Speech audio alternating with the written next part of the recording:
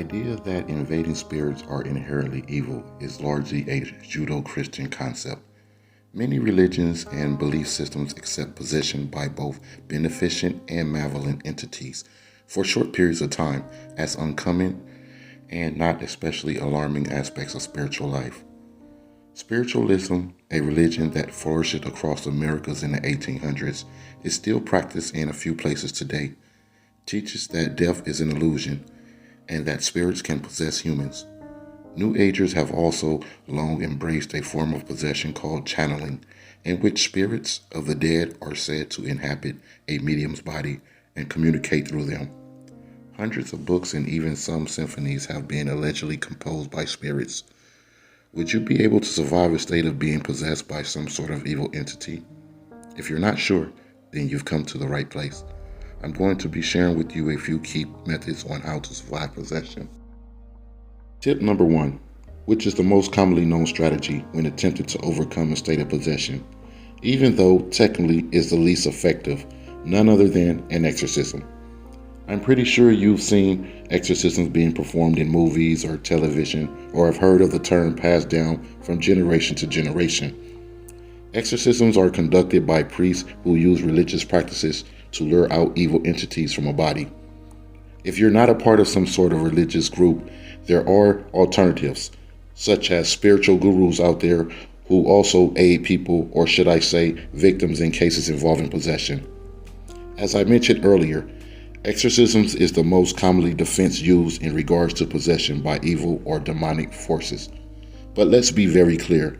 History has proven that religious practices and priests aren't that effective when dealing with demonic entities or spirits. Have you ever noticed in most television shows and movies, the churches or priests always fail at luring out evil entities, and it takes a few times before they're actually successful? This is why an exorcism wouldn't be my recommended number 1 choice. Instead, it would be one of my alternatives. Tip number 2, and which is my best advice for you guys. Stay away from suspicious gatherings, certain music, seances, and most importantly, board games. You'd be surprised if I told you the amount of cases involving possession that trace back to simple childhood games and seances, which is why I highly recommend you shouldn't mess with board games such as Ouija boards and other spirit boards on the market. Some people don't even realize they open the pathway to evil or demonic entities when they are just kids, and those entities have been following them for multiple years before even realizing it.